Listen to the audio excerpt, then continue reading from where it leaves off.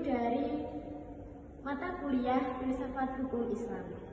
Untuk syarat-syarat ilah mempunyai beberapa syarat menurut jumhur usuliyin yang sekurang-kurangnya sebagai berikut. Pertama, ilah itu harus merupakan satu sifat jelas atau nampak, sehingga bentuk wujud sifat dapat diketahui di dalam furu' yang dikhususkan itu. Misalnya, meradakan pemindahan suatu barang dari si penjual kepada si pembeli tanpa ada barangnya. Kedua, adanya sifat dari ilah itu tidak berubah-ubah sehingga benar-benar dapat diyakini wujudnya dalam suatu furu'. Misalnya, ilah bolehnya berbuka puasa dan mengqashar sholat bagi musafir dikarenakan safarnya, bukan karena kesulitan yang diperoleh di dalam perjalanan itu. Atau ilah wajibnya zakat bagi orang yang kaya, bukan kaya raya, tapi nisab dari barang kekayaan itu yang menjadikan wajibnya berzakat. Ketiga, adanya sifat ilah itu sesuai dengan hukum, sehingga benar-benar terwujud maslahah bagi hamba atau dapat menolak kerusakan dari mereka. Misalnya, minuman keras yang diharapkan oleh syarak karena mengandung mafsadah bagi peminumnya.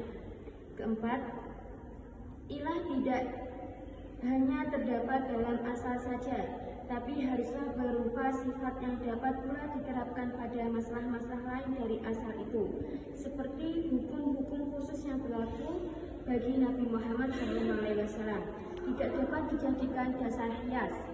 Misalnya, mengawini wanita lebih dari 4 orang berupa ketentuan khusus berlaku bagi beliau, tidak berlaku bagi yang lain.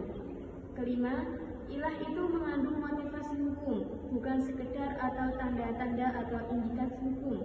Maksudnya, fungsi ilah adalah bagian dari tujuan dicarikan hukum, yaitu untuk kemaslahatan umat manusia.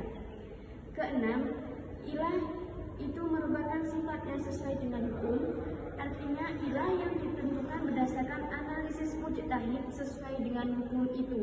Ketujuh, ilah itu tidak bertentangan dengan nas atau ijma.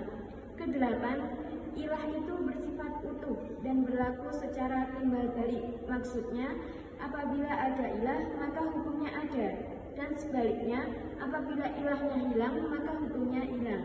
Misalnya, orang gila tidak diperbolehkan melakukan tindakan hukum karena kecakapan bertindak hukumnya telah hilang.